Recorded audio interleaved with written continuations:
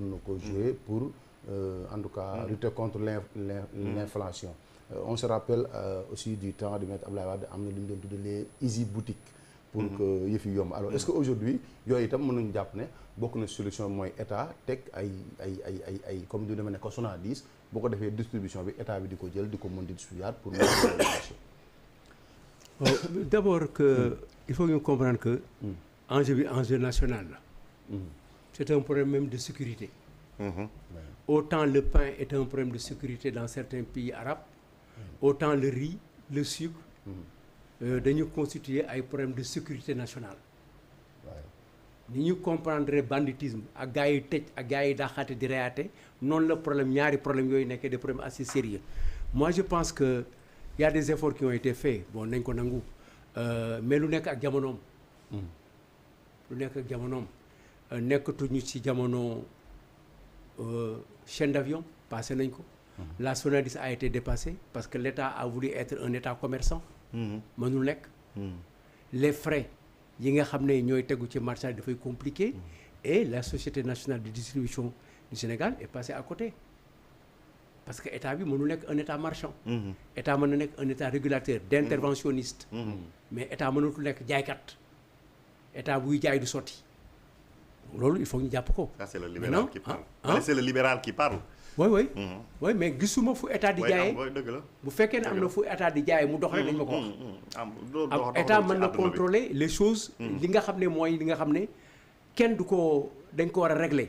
mais pour nga régler le problème de la distribution et de l'alimentation notamment le riz et comment il s'appelle le sucre mais d'abord c'est un problème de production.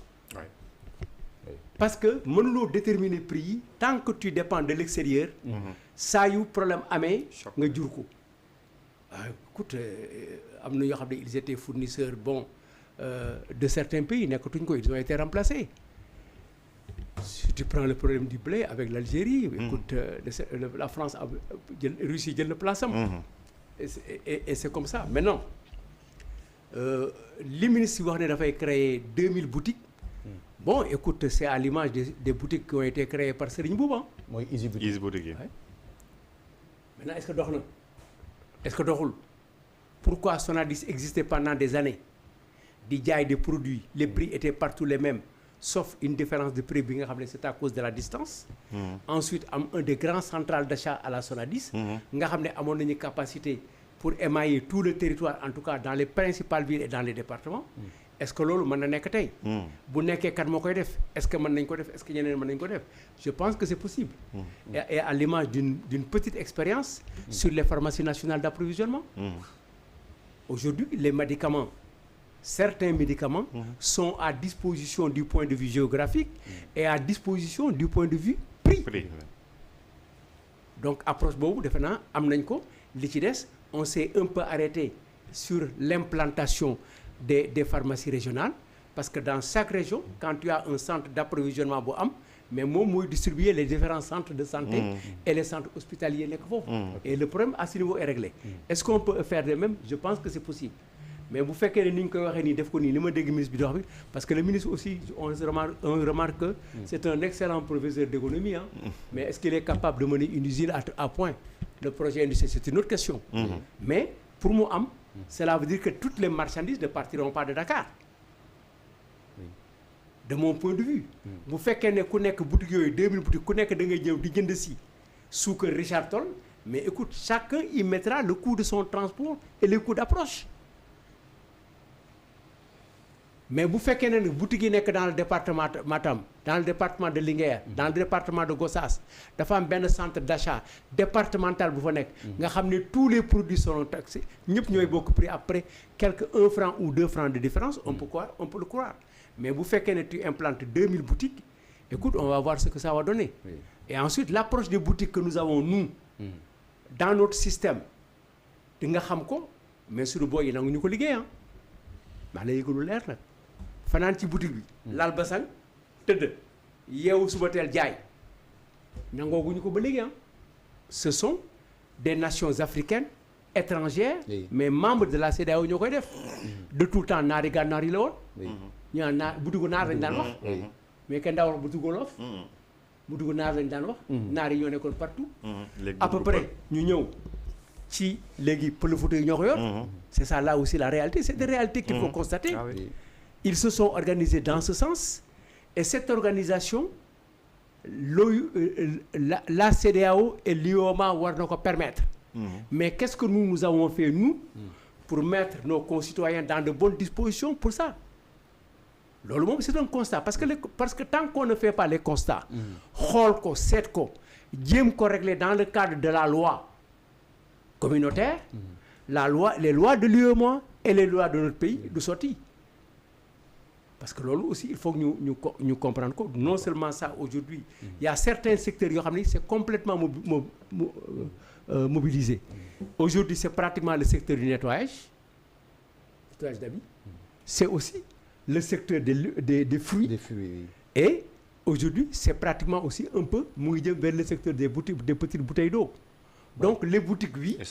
Mais les boutiques à partir de quoi? Quelle organisation centrale est décentralisée pour avoir des boutiques qu'on peut gérer ensemble?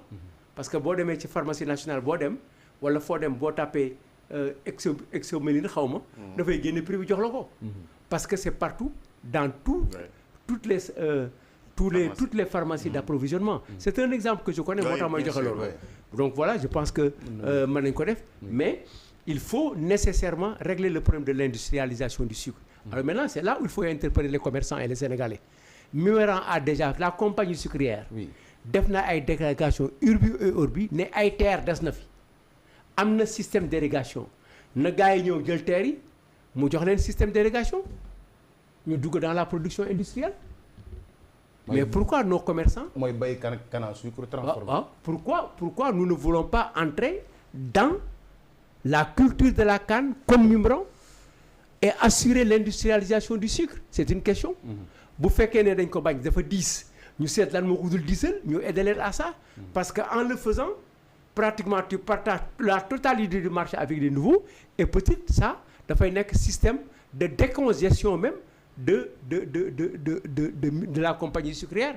Sur la situation, la compagnie sucrière finira par être entre les mains des Sénégalais. Parce que loolu moo fi jógee BEAO moo fi jëlee Bata moo fi jëlee yeneen moo fi jëlee leneen Donc par conséquent, il y a une nécessité à ce que nos hommes d'affaires sortent de la facilité d'importation et rentrent dans la production industrielle. D'accord.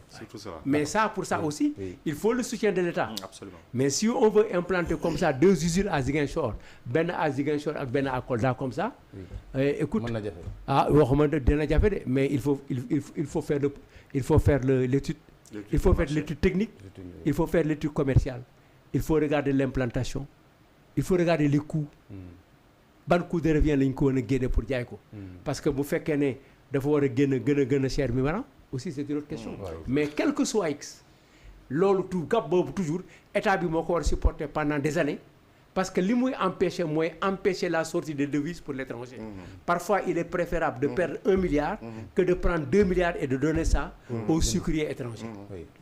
Donc il appartient au ministre de regarder cette affaire-là et ensuite de ne pas en faire un coup de tête parce que affaire yi ñëw na nga ne nangam tey nga ne da ngay interdire l'importation de l'exportation des fëgg jaay alors qu'on n'en exporte pas tey nga indil ñu ay problème boutique yoo doo xam ne muy taxawee wax ko ni rek dem non je pense que la réflexion n'est pas poussée. D'accord alors Baldi sur ça li mu doon wax surtout pour suñu commerçants yi quand même est-ce que dina yomb aujourd'hui que l'État puisse convaincre leen pour ñu jëm foofu parce que maa ngi rappelé aussi président Macky Sall bi mu fiy wax affaire ceeb bi secteur privé bi dañu ñëw bu paree ñëw koy jënd. Il s'était engagé à hauteur de centaines de milliards. bi mu paree ku nekk dem toog parce que jëndi ceeb indi dafa gën a yomb. Alors et puis état bi dafa woote souveraineté.